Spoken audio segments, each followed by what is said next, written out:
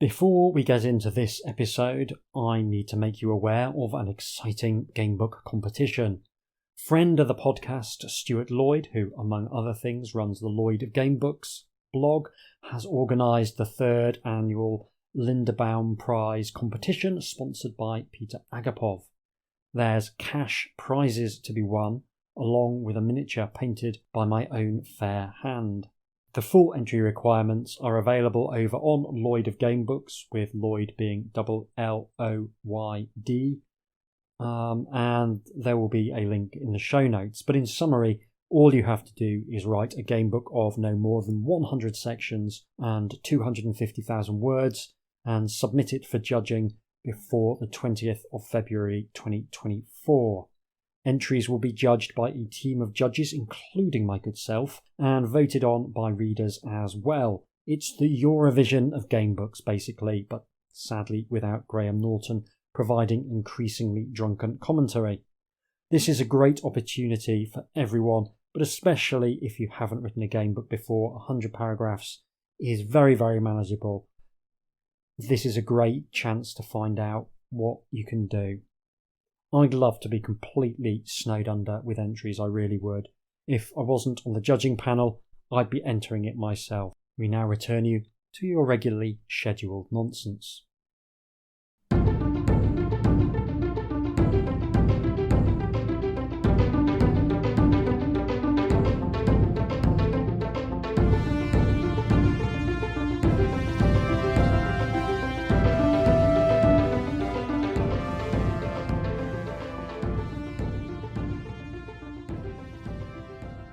Hello and welcome to another instalment of Fantastic Fights, the show about a middle-aged man playing adventure gamebooks out loud on the internet. This episode is another bonus episode made possible by my lovely patrons over at patreon.com/HJDoom. Thanks to their largesse, everyone gets to enjoy a second episode of Fantastic Fights each and every month. I have the pleasant duty to thank two patrons this episode. Firstly, Martin Childs, a new patron, and Nick McJanet, a returning patron. Thank you so much for your support, it really does make this show possible.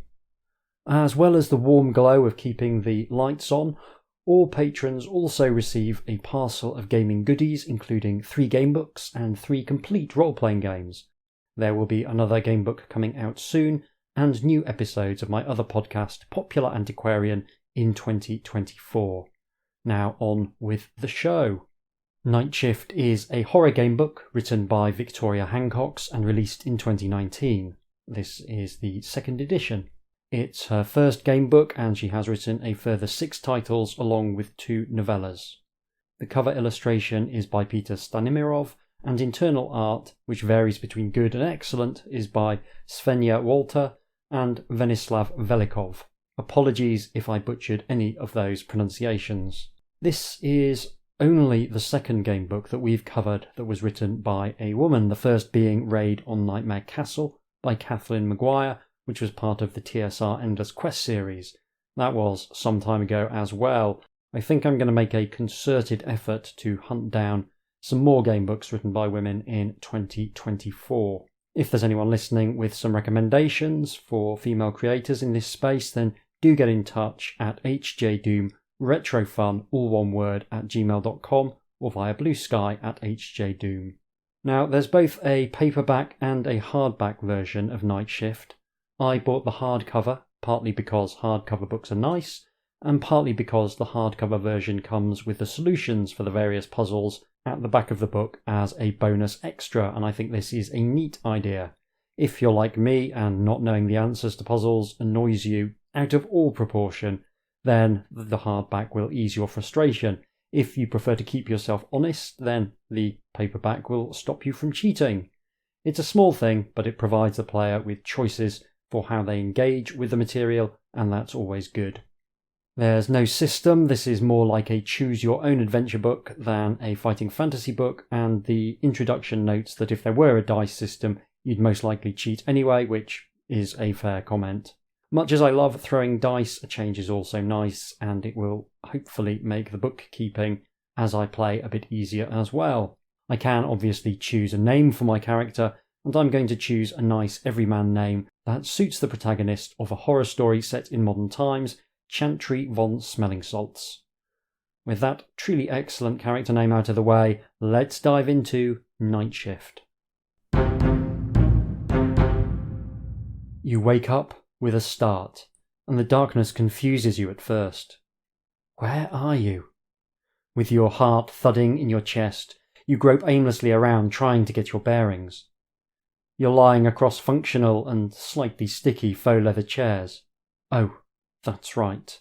You give a relieved sigh as your eyes adjust to the gloominess, and you can now make out the furniture in the small break room. How long had you been asleep? It had been an intense night shift in the operating department so far.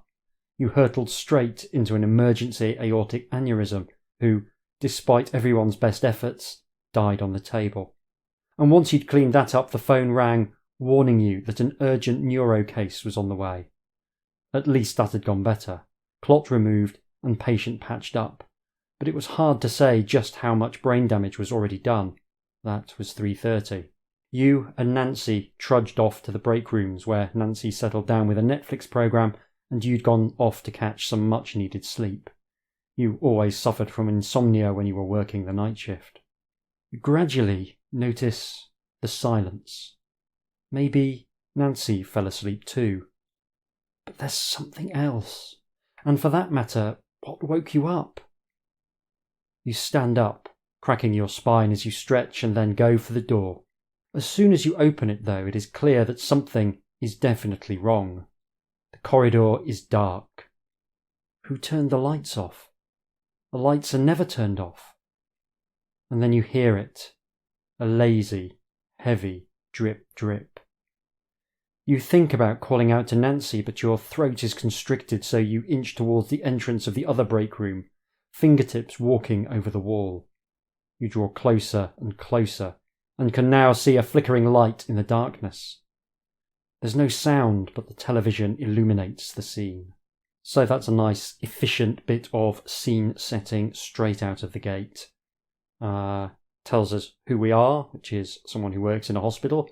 Tells us where we are, which is in a hospital. And introduces a mystery to be investigated immediately. A+ scene setting. You gasp. An involuntary intake of shock, and your hand automatically covers your mouth. You stare. You can't stop staring. And you know that Nancy is beyond help. She is slumped over on her side, throat slashed from ear to ear and stab wounds all over her body. An ever-widening pool of blood is collecting on the floor as it oozes down from her neck in slowly coagulating drops. At that moment, you notice them. The footprints. The bloodied footprints walking away from the corpse and into the corridor. It breaks your paralysis and you moan. He's still here.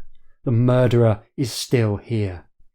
For a second you feel an overwhelming urge to slump on the floor and wait until he finds you. But then, no. You don't want to die. You have to get out. There is a picture on the facing page of Nancy lying dead in the break room. I would say it's very good.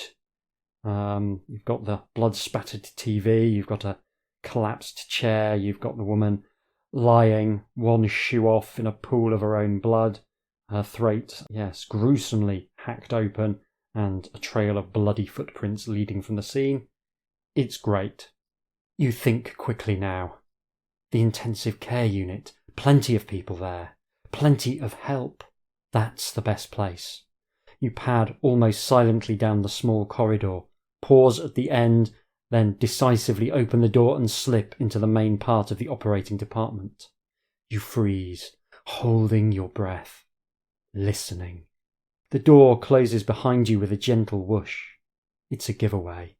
If he heard that, he knows exactly where you are. You stand there like a statue for an eternity, although it's probably only seconds, and then set off again, running steadily towards the locked door at the far end. The door that connects the theatres to the ICU. Only a few more steps, just a few more steps. You slide into the alcove, trying to breathe without making a sound. You feel sick, but you're nearly there. All you have to do now is put in the code to unlock the door. And that's when you hear it. A distinct cough, followed by a door opening and the footsteps of someone heavy, someone confident, and someone heading this way. Your brain explodes in a blaze of panic, all neurons firing at once.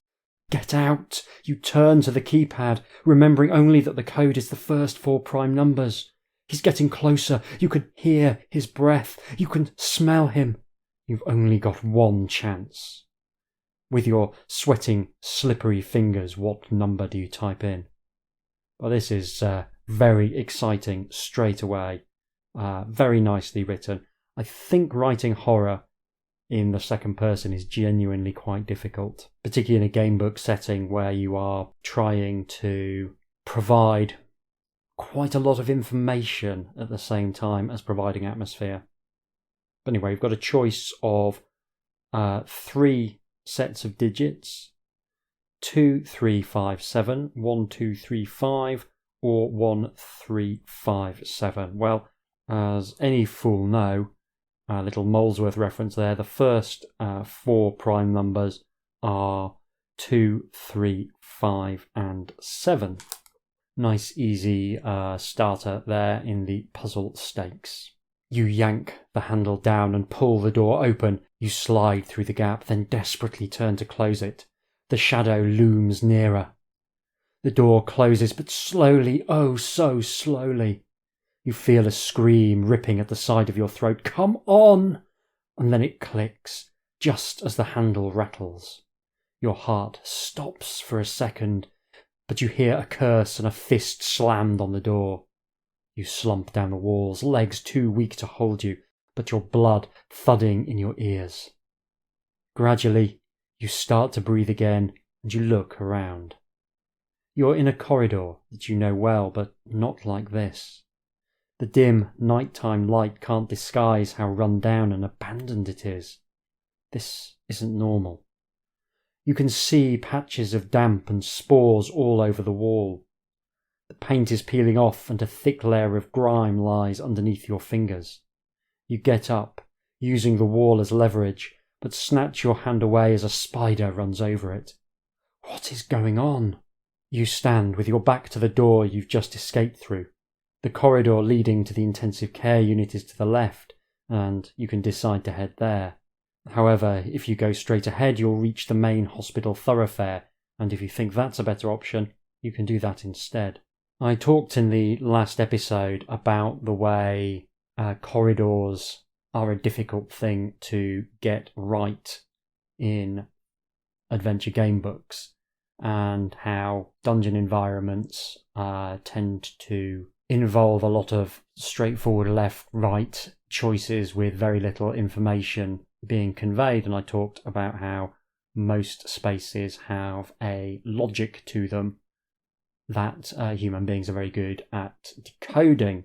One thing I might have added to that is that if it's a space you're actually familiar with, that makes it even easier to decode. And as someone who works in this hospital, you are entirely familiar with the layout, which means that instead of going, which way do you want to go, we actually get a choice between sections of the hospital, which is just a much more interesting choice. So there's a little interesting wrinkle.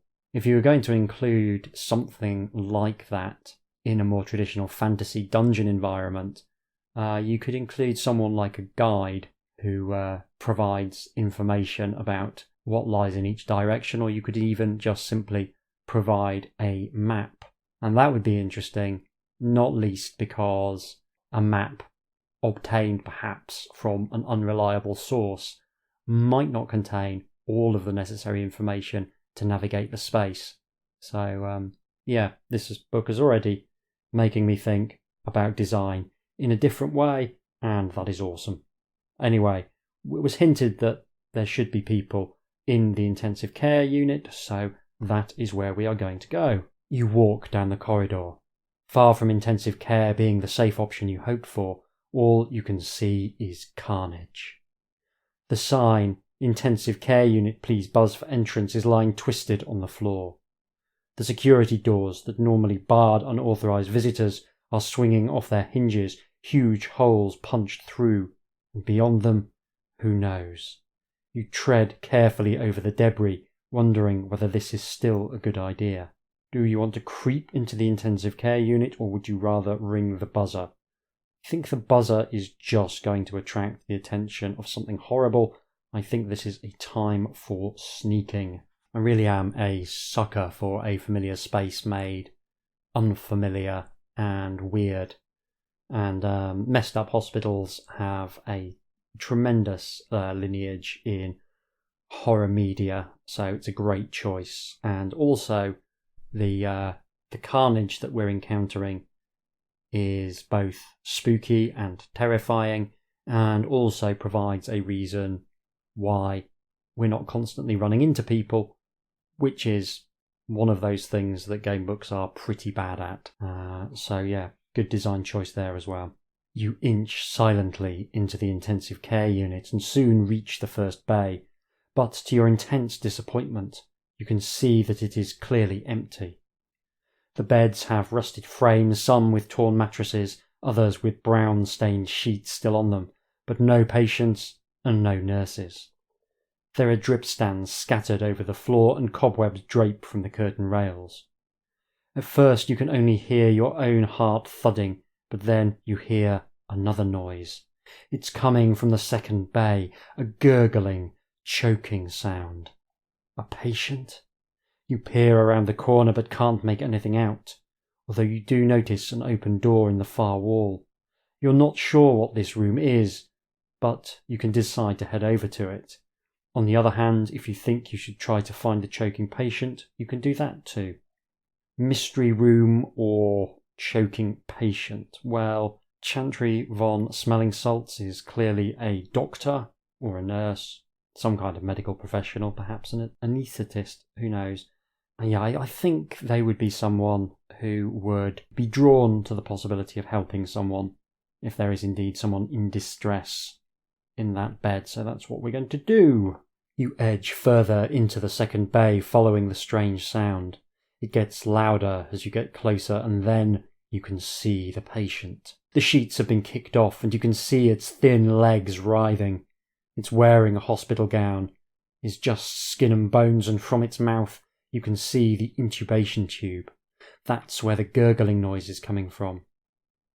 Suddenly, it looks straight at you, eyes bulging and staring, then starts to pull at the tube. You dart forward as if to help a normal patient, but then you realise that the tube keeps coming. The patient gags and retches as it drags the tube from its throat, but it never ends. The tube just keeps coming. You stagger back with your hand over your mouth while it stares at you. There's definitely nothing that you can do to help it, and you've had enough of this place. And that's noise. Do you want to leave the intensive care unit or stay a little longer to check out the room over on the far wall? We will check out the room. That is a very grisly image. I really like it because it's taking something mundane, a intubation tube, and very subtly tweaking it to make it truly horrific. You approach the doorway and see an eerie green light emanating from within. It's an office, and the computer monitor has its green standby light on. You gasp. Electricity? Internet? Ah, yes.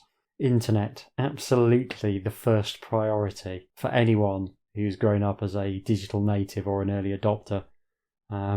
Yes. Can I get on the internet would be absolutely my first thought. Obviously, you could use the internet to try and summon help, but equally, it'd just be nice to go and check the socials.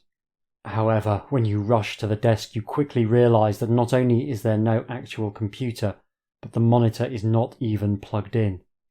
You can't bring yourself to ask how it's lit up if it has no power. As you stand up to leave, you notice the cursor flashing on the screen, and suddenly a stream of letters appears. When I'm small, I'm the longest, and when I'm large, I'm the shortest. What part of the body am I? Seriously, a riddle. You shake your head disbelievingly. However, If you find yourself in a location which might be connected to the riddle's answer, add 50 to the section number you find yourself at and then turn to that section. So, when I'm small, I'm the longest. When I'm large, I'm the shortest. I think that might be potentially the intestine, because the small intestine is paradoxically longer than the large intestine. I think. It's been a long time since GCSE biology. A very long time, but I think that's right. I'm going to sound like an absolute chump if I'm wrong, but anyway, that's intriguing, so I should make a note of that. There's nothing else here in this office, so you head back towards the exit. But before you leave, a notice board on the wall catches your eye. You're not sure why, but you feel drawn to 2 items pinned up there. The off-duty roster and a postcard. Do you want to examine either of these, or would you rather ignore this strange compulsion and leave? Let's have a look at the roster. You reach for the green-coloured chart, but the drawing pin falls out, taking the roster with it to the floor. You tut in annoyance, but then notice a small hole in the board. It has been hidden by the roster, but as you peer closer, you realise that the hole goes through the wall too. Do you want to press your eye to the hole so you can look through, or do you have a bad feeling about doing that? I have a terrible feeling about doing that. Yeah, I've played enough Call of Cthulhu not to want to put anything fleshy and fragile next to a hole. If this was a traditional role-playing game, someone would look through the hole, but there would be a tremendous argument between the members of the party about precisely which of them was going to look through the hole, trying to work out which of them only really needed one eye. I am going to look through the hole though, because I just have to know. I have to know. At first, you can't believe what you're seeing. It's the adjacent renal unit, and it looks normal. You pull back ready to yell through the small hole, but at the last second, see something and pause. Squinting again. It looks normal, doesn't it? Nurses walking back and forth, patients in bed, clean, no murders. Just what you'd expect. But there it is again. A slight shimmer in the atmosphere. It's as if what you're seeing isn't really what you're seeing, as if 2 images are superimposed over each other. But that doesn't make sense, does it? And then it starts. A loud humming noise, the buzz of millions of insects. It fills your brain, and finally you step back from the notice board. Like a switch going off, the droning stops, and all you can hear is the gurgling sound still coming from the second bay. You wish you knew what was going on, but something tells you you're not going to find any answers here. You head for the exit. Very mysterious, very evocative. Just before you reach the main doors to the intensive care unit, you hear a sound that chills your blood. A faint click as the connecting door to the operating theatres opens. You freeze. Footsteps again. Those heavy, confident footsteps, but are they coming your way? There's nowhere to go if they do. You can run and you can hide, but all that do so have all died, comes a sing-song voice from the distance. Not only is he hunting you, he's taunting you too. Tears fill your eyes and trickle down your cheeks, but then you realise the footsteps are moving away from you. He's heading towards the rest of the hospital. You hear the door at the end open and close, and you sag with relief. You're safe for now. You head quickly along to the junction. The door on your right, which leads back to the operating theatres, is now wide open, and you can decide to go back there. If you want to head left and follow in the man's footsteps, you can do that too. It's such a simple premise. The hospital is almost empty. Weird stuff has happened, and there's someone in there trying to get you. It really sort of summons up, is it Alien Isolation? Is that the one where it's just you and a xenomorph from the Alien franchise kind of hiding and trying to do stuff? Yeah, it's got that vibe. Really enjoying it. Do we want to go back into the operating theatres or follow the footsteps?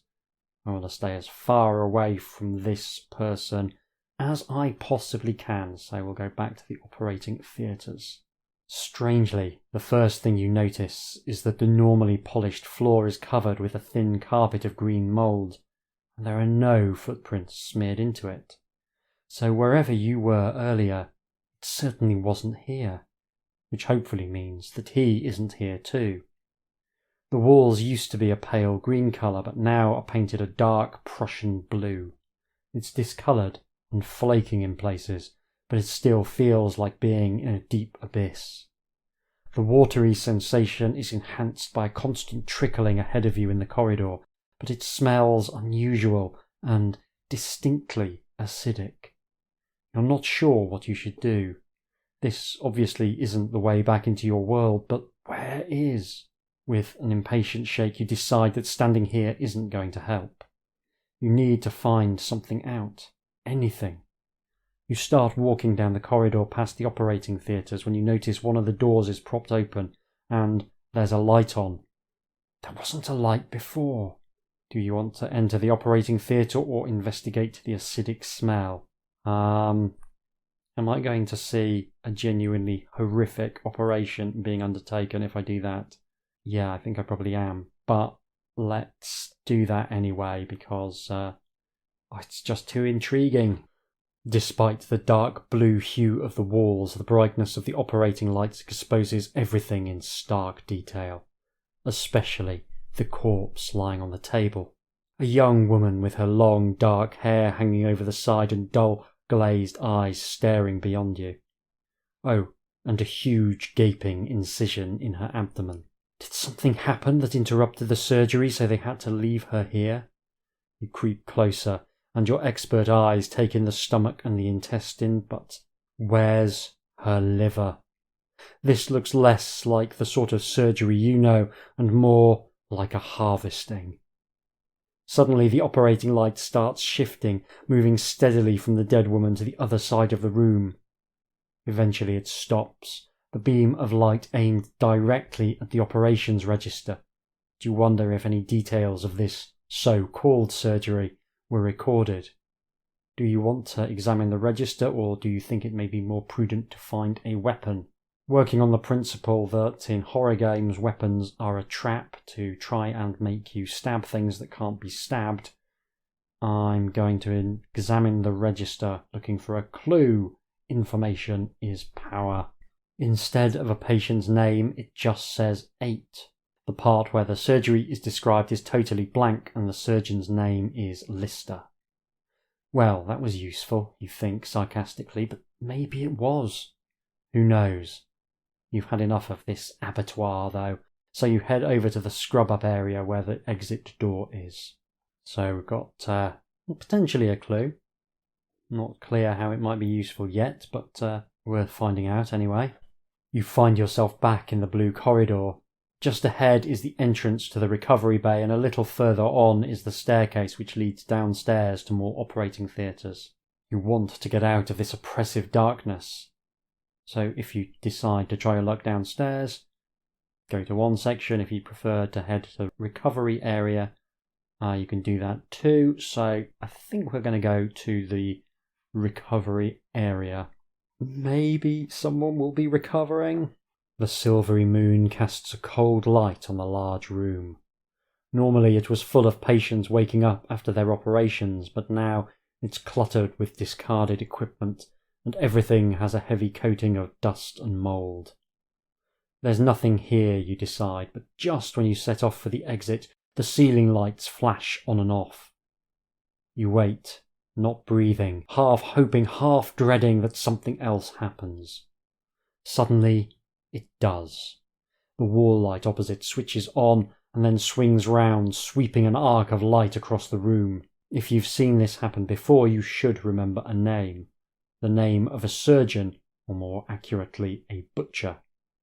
Turn the name into a number by using the code A = 1, etc. Add the numbers together and turn to the section with the same number. If you haven't come across a name, the strange light means nothing to you, but it's probably Time to get out of the department. So we have a name which is Lister. You vaguely remember that Joseph Lister was famous in medical history, but what for? Maybe if you knew that, it could lead you to some other answers. You look desperately around the recovery area, hoping for inspiration, but there's not a lot here. Eventually you think you've remembered what Lister was best known for. So, what do you go to look at?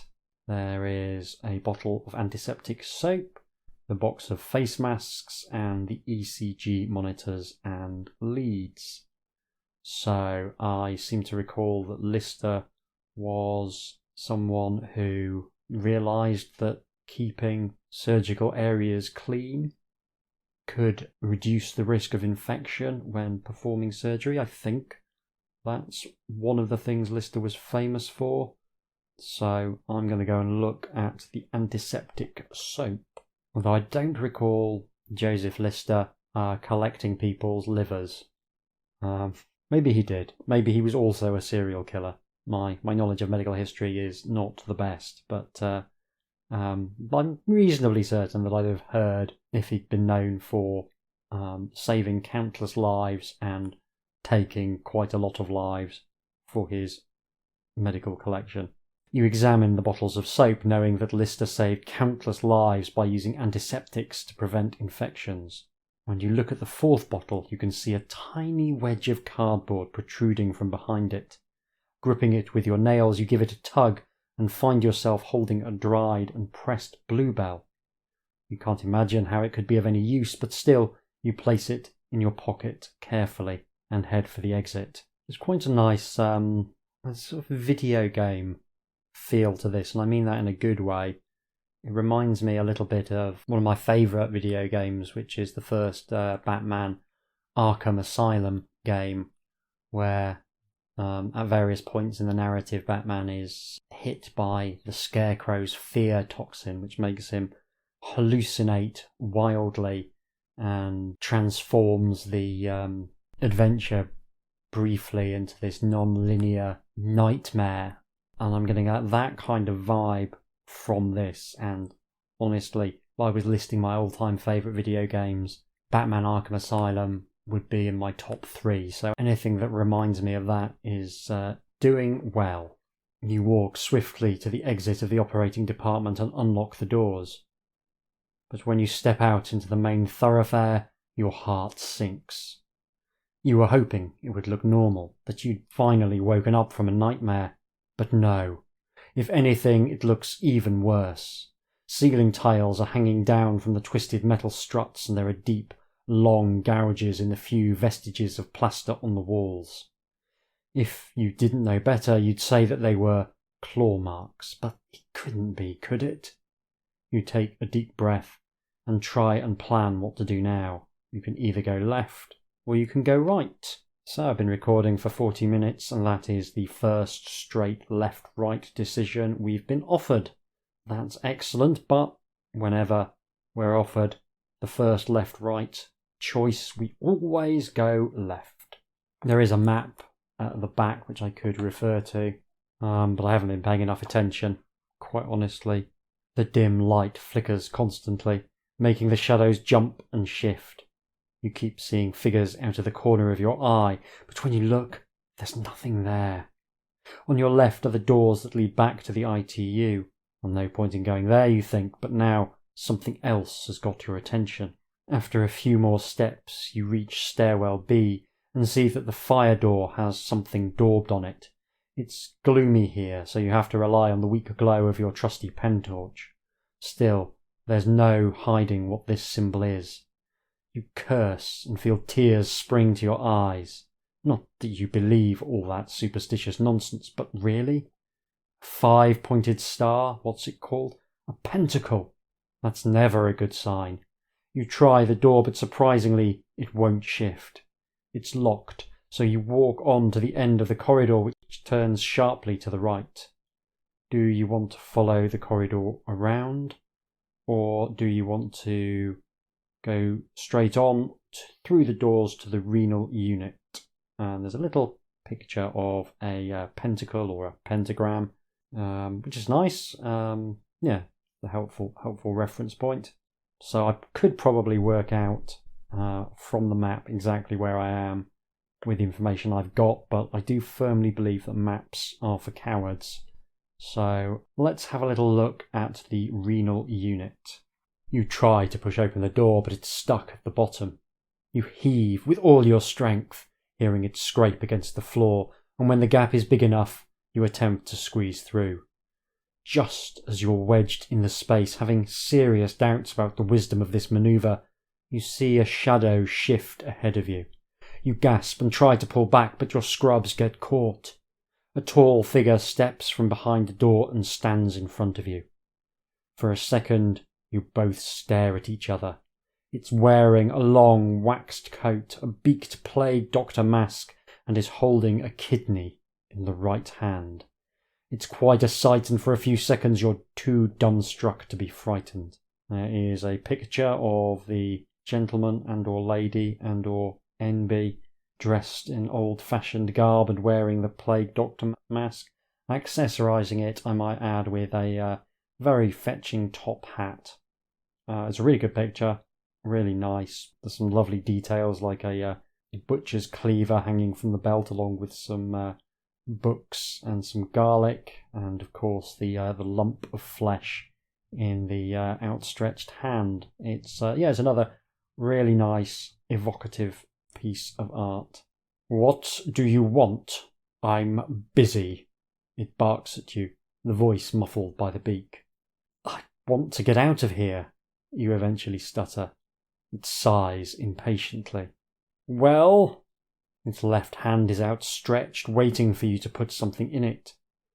I haven't got all day. This kidney won't transplant itself. You have a look of confusion on your face as you think about the items stuffed in your pockets. But before you can come to any decision, it pushes you firmly in the chest away from the door and then forces it shut again. You have no choice now but to carry on along the corridor. So, we are not alone. Could this be the person who was doing the murders? I think not. I hope not. They're clearly mysterious and quite sinister. I mean, who doesn't love a plague mask? Classic bit of imagery.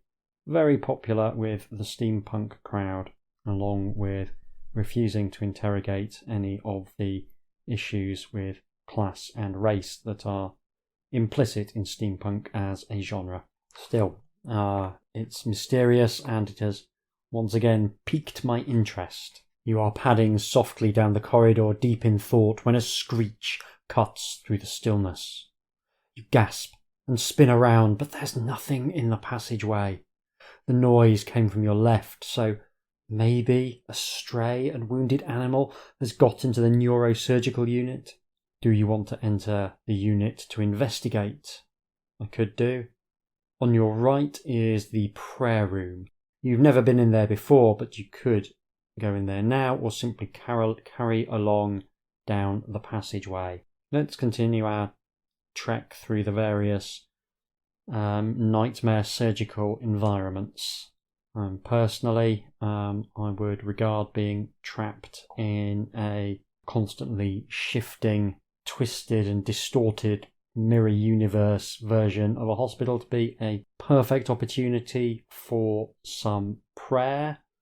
I think I'd be praying pretty hard, but yeah, I feel as though in the context of the game book, I will investigate the neurosurgical unit. Maybe there will be some brains in jars. You enter the room and freeze.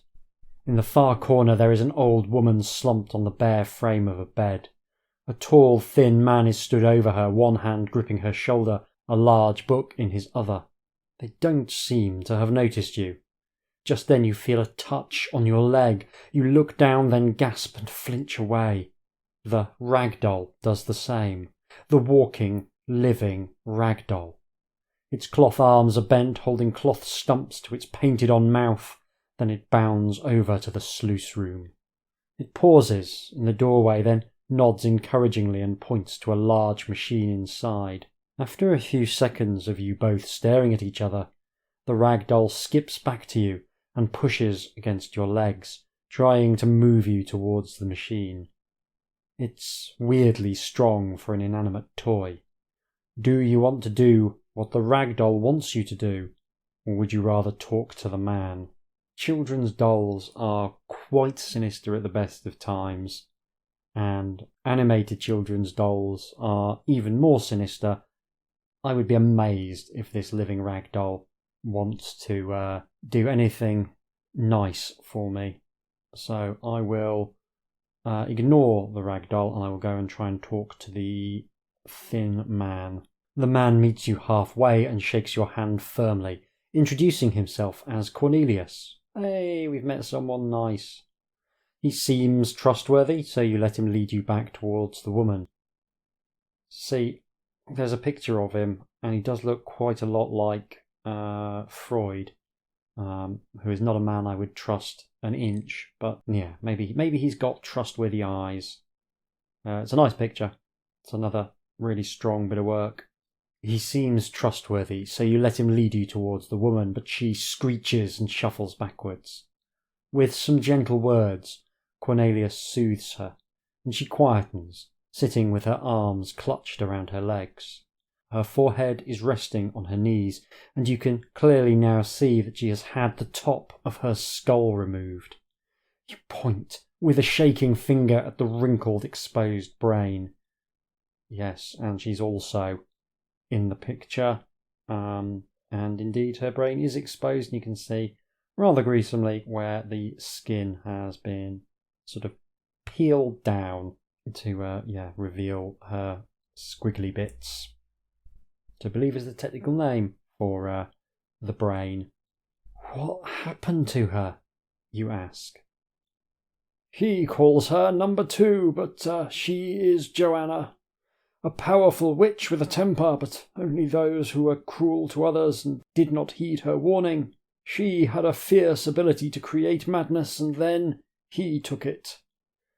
I don't know how, but it was concentrated in the pineal gland deep in her brain, and as you can see, he managed to gouge the gland out.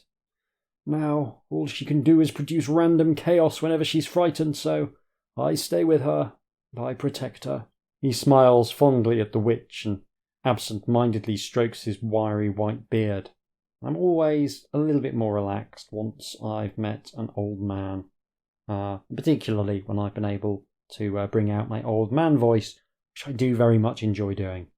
Before you can ask anything else, Joanna starts to rock back and forth and hit her fist against the jagged ridge of her skull. Abruptly, the shadows creep back and the room shifts with a kaleidoscope of colours. Cornelius pushes you to the door with a sharp "Go!" and as you leave you can hear him murmuring words of comfort to the ruined witch. Back in the corridor you can enter the prayer room if you've not already been there, or you can carry along down the passageway, or to the left or to the right, which goes back to the operating theatre department. Should probably note down that number 2 is Joanna. And then I think we will head to the prayer room. You step in, let the door close gently behind you, and stand there agog. It's a small room with no windows, and it's brown. The carpet, the walls, the ceiling are all a deep, rich brown. It's like standing in a vat of warm chocolate. Or a grave, your inner voice unhelpfully chips in with. There are a few cheap wooden chairs and a brown velvet upholstery that have seen better days, and, at the far end, a full-length stained glass mural. It depicts a forest with lush green leaves on the trees and a deer, a badger and a crow lurking in the undergrowth. Whilst it makes sense to have a nature scene as the focal point instead of religious images, this seems gloomy, disturbing even. You're not sure what it is, but there's something distinctly creepy about it. Do you feel a sudden urge to destroy it? Although breaking glass when there's a killer stalking the hospital isn't the most sensible thing to do, if you want to follow your instincts and smash the mural, you can do so. If you prefer to stay quiet and leave the prayer room, you could head across the corridor to the neurosurgical ward if you haven't done so already, or just continue along the passageway, either left or right. Well, I'm going to give in to the temptation to smash the mural. Not something I would do in real life, I'm a religious person who loves stained glass as an art form, but again, that curiosity to find out exactly what happens is overwhelming. The chair lurches through the air towards the sturdy mural glass. You envisage the chair either bouncing straight off or breaking into wooden pieces, but there is a deafening sound of shattered glass as the entire floor-to-ceiling pane collapses into thousands of shards. After a stunned pause, when the glass remnants have all fallen, you face the door, fully expecting the man to come bursting in. But nothing happens. Now that the gloomy forest scene is no more, you feel lighter somehow. Make a note of the code word shards and leave the prayer room. I will make a note of the code word shards, and looking at the time I've been recording, I think that is going to be a decent place to stop.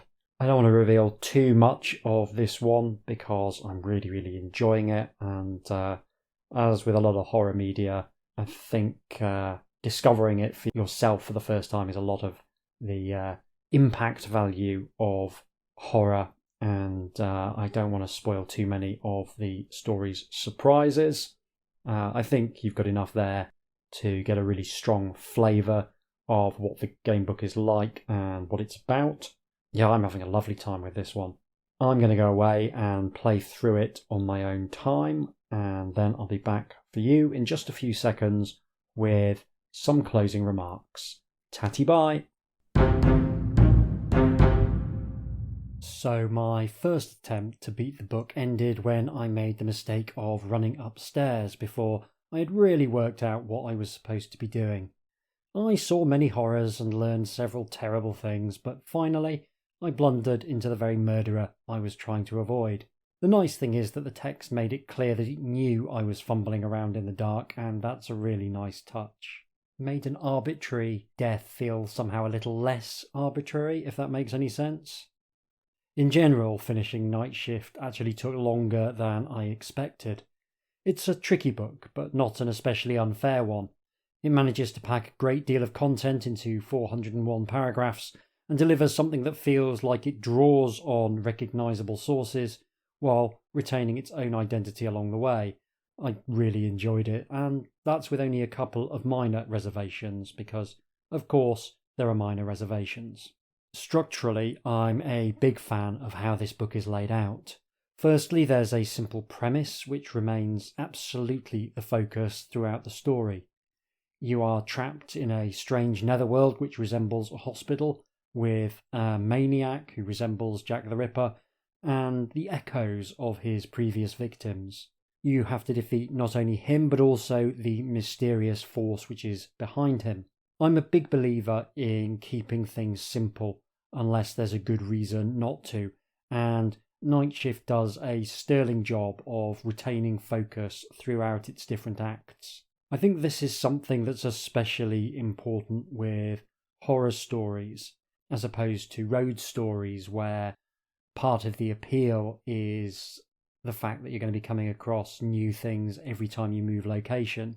Anything that doesn't directly serve the mood can wind up feeling like a romantic subplot in a slasher movie, and unless that romantic subplot somehow turns out to be relevant to the maniac on the loose, people will often correctly assume that you're just filling in time in the absence of any better ideas. Nightshift has a lean quality to it. Almost everything that's in the game book contributes either directly or indirectly to the main thrust of the narrative. You're exploring a surreal and distorted nightmare in a search for people and items that can help you escape. I think it helps that hospitals are naturally scary places. They're a kind of combination of liminal spaces through which hordes of people pass through, and almost hidden shrines to human suffering, with the omnipresent reality of death sort of lurking in the walls. Related to this is the geographical tightness of the book. This is another thing that's often a good plan in horror stories. A lot of the best horror films take place in a very constrained setting, and indeed a lot of the best horror books as well. The Exorcist is focused on a single house. Saw's key action takes place in a single room. It's something I also drew on for my first game book, The House of the Unquiet Dead, where I tried to create a narrative contained in a single Victorian house. The greatest example of this in game books is probably House of Hell by Steve Jackson, and the fact that I found echoes of that in Nightshift is a testament to the high quality to be found in this game book. What the author has done is create a fascinating space which has elements of a familiar space, in this case a hospital, and then iterates on that to create something much weirder. You've actually got a more constrained space than most actual hospitals, which tend towards the large and rambling. This is a tight claustrophobic vision of a hospital, and it works really well. There's no wasted real estate, everything has a purpose, and the structure of different floors makes exploring feel much more manageable. You also get a nice change from a space riffing on a modern hospital to a space riffing on a Victorian hospital, and that provides a subtle sense of escalation as you work your way through the book, and it keeps the environments from becoming too stale. There's also a Lewis Carroll dreamlike vibe to some of the encounters, which provides another point of continuity throughout the book. It's a mixture of gore and whimsy that I personally found very engaging. I'm a big fan of regular places that have become twisted and strange, and I'm also a big fan of spaces that have an internal logic that help assist navigation. And I think Nightshift does a really good job on both fronts. The combination of being able to make your way through a familiar hospital in the early stages combines nicely with the latter portions being much less visually familiar. It provides scaffolding for the new player, which is then gradually removed as you delve deeper into the nightmare, and that's a very nice thing indeed. One thing I will say about the structure is that you should definitely be using the maps at the back of the book, and you should probably be making your own map as well. It's a very dense book, and you'll want to explore absolutely everywhere, and the only way to make that possible is tracking where everything is and what you've found along the way. I have a well-known antipathy to making maps, but I only felt like I really started to make progress with this one once I started tracking where I'd been and marking where all the various objects were for subsequent playthroughs. In order to beat this book, you do have to jump through a lot of different hoops, and sometimes you'll need to jump through them in a specific order. And this all makes it a fairly tricky book, and that's not a bad thing. You'll want to explore everywhere, which means that you'll almost certainly get to experience everything the game book has to offer, and that's always a nice feeling. I really like feeling as though I've read the majority of entries in a game book by the time I've finished. Alongside the map, you'll also want to track all of the various clues.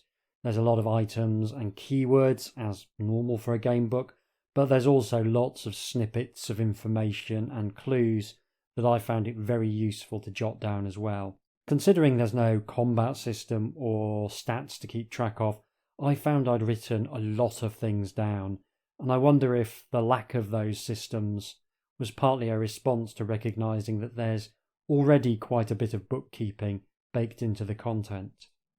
The encounters are tremendously varied, especially when you consider that a lot of them consist of finding various victims of the villain's penchant for collecting body parts.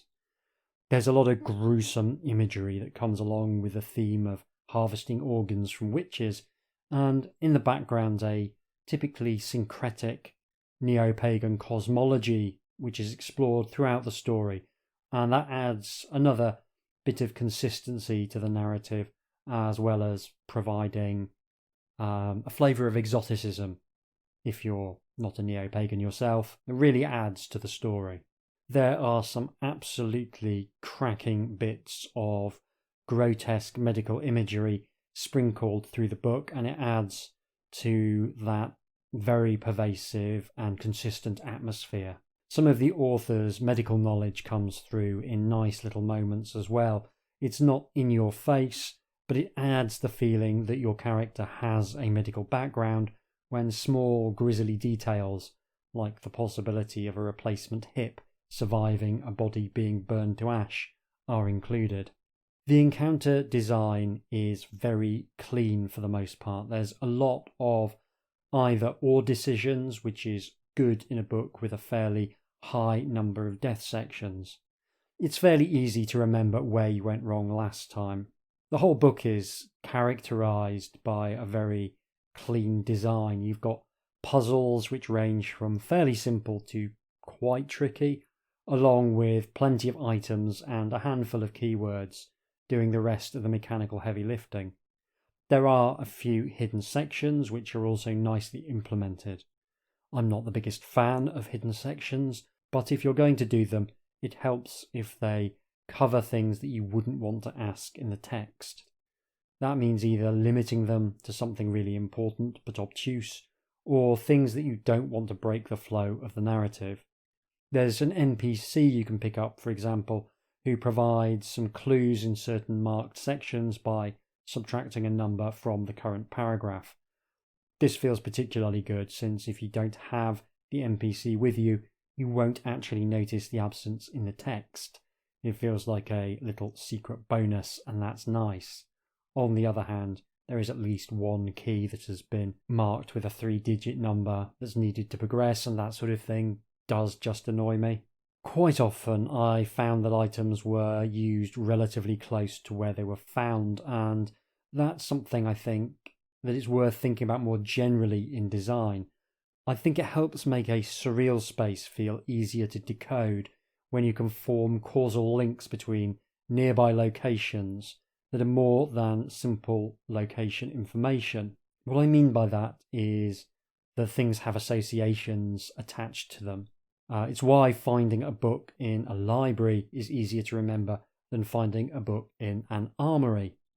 The first reinforces an existing mental association and the second subverts it. It's suggested that when you activate a memory for a specific object in the brain, that also raises the activation level for all the related objects which are stored in your memory, and that brings all of those objects closer to conscious awareness. So if you think of a book, that will also trigger the concept of library, making it more likely that you'll remember where the book is if it's in a library. A book won't generally trigger the concept of armoury, which makes remembering a book in an armoury significantly harder. Similarly, there's a recency effect as well, where if there's a short gap between getting an item and needing an item, it's easier to form mental links between the two because the item hasn't sort of dissolved back into the mysterious soup of memory to quite the same extent. This is an especially useful thing to take advantage of if your gamebook is quite surreal, which this one is. Surreal images are easy to remember if there's only one or two, because they stand out against the relatively staid bedrock that forms the rest of the narrative. But if there's a lot of surreal and bizarre images, they can be quite hard to remember, and I think that's partly because you don't get the memory benefit from attaching images to already existing associations. In something like Nightshift, where you've got a floor-based structure, it's good to have the majority of items and clues being used on the same floor or the floor immediately following it. There's a lot to juggle here, and reducing the cognitive load is extremely helpful. It's not always the case by any means, but when I found myself searching for things I needed, they were often quite close to hand, and I think that's a good thing. And in the same way, when I discovered an item that would help me with a puzzle that was set to me by some children on a previous playthrough, it was enormously helpful to go, yes, I remember where they are. They're in the paediatric ward, because that's where you would find children most often in a hospital. Now, formal puzzles are a hard thing to integrate into a narrative. There's a reason that The Hobbit has one real section and one bit where Bilbo has to spot a bird behaving weirdly. They have a tendency to break immersion. Puzzles are by their very nature artificial. There's nothing like being at the controls of a spaceship and then being told that the docking computer will only respond to crossword clues. Creating artificial locations for adventure helps deal with that immersion issue. When you're caught in the web of a demented pan-dimensional serial killer and talking to animals, the puzzles slot into the madness a lot more cleanly than if this was an adventure taking place entirely in a modern setting. I'd say the puzzles are pretty good for the most part. I did need to look up one, but that was as much due to being pressed for time as anything else. I think I would have got there in the end, but I really needed to finish the book and start writing my notes for these closing remarks, so I was very grateful to have the opportunity to cheat a little bit. There's enough puzzles to make them feel like a core feature, but not so many that it felt like it was breaking the flow of the narrative.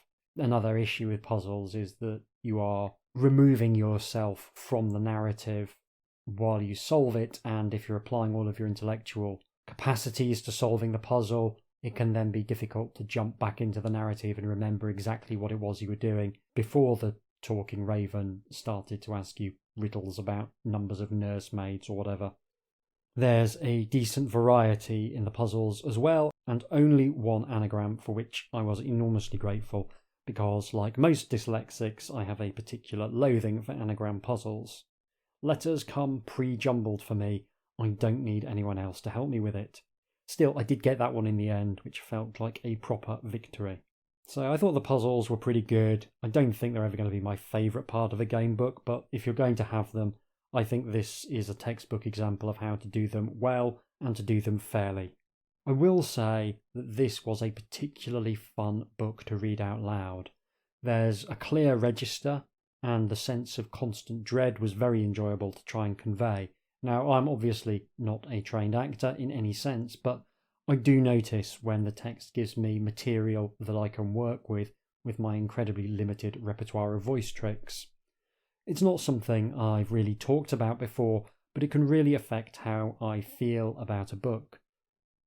It's also something that can change when I come to play off mic. Some stuff works better on the page and some works better when it's read out loud. This one worked well in both, to be honest, and that's very pleasing. The artwork is also very strong and contributes to the atmosphere very nicely. There's a genuinely harrowing depiction of a burned body that leaps off the page and feels quite stomach-churning. That was my highlight, and the rest of the artwork is generally very good as well. I think the images that have been selected from the text are good as well. There are no pictures of doors or chests in empty rooms from an illustrator keen to get through the assignment as quickly as possible here. I will say that the picture of the demon is a bit underwhelming, but that's my only complaint on what is otherwise some very strong art that does exactly what gamebook art should do, which is elevate the prose without trying to replace it. If I have a complaint about Nightshift, it's that I did find myself missing some kind of resource like health that could be depleted. I think the decision not to use dice is a perfectly fair one, but that does mean that the only in-game consequence for making mistakes is failing the gamebook. In this context, that means death, either immediately or deferred to when you realise that you don't have the correct item or keyword to progress. I don't have a problem with a lot of death sections in gamebooks. I like a good death. But in a game this intricate, being sent back to the start feels like quite a big punishment, because you know that you've got to do everything exactly right to get further. There's not really much scope for deviating from the path. In a choose-your-own-adventure story, the goal is usually to find lots of different endings. We saw that nicely deployed in the Castle Ravenloft Endless Quest book. But if you've got puzzles and items to wrangle, there's more of a focus on beating the book, so deaths feel a bit more punishing. I think having a resource like health or sanity that could be depleted as an alternative to sending you right back to the beginning could have made things a little bit more interesting. If you don't want to do a number that ticks up or down, You could do something with keywords or items that influence how the final stages of the book play out. So if you've got 3 or more black gems, you get the bad ending or something like that. It would make getting black gems feel bad, but not so bad that it ended the playthrough. There's little hints of this with some of the encounters which can come back to bite you later, in one case literally, but I think there is something to be said for having an explicit resource that's baked in from the start and which provides an intermediate punishment between life and death. That's my biggest substantive criticism, and even then, it's nitpicking on this occasion. I really enjoyed Nightshift. If you've got any interest in horror game books, I would recommend checking it out. I'm going to be playing through some more of Victoria Hancock's other game books as well.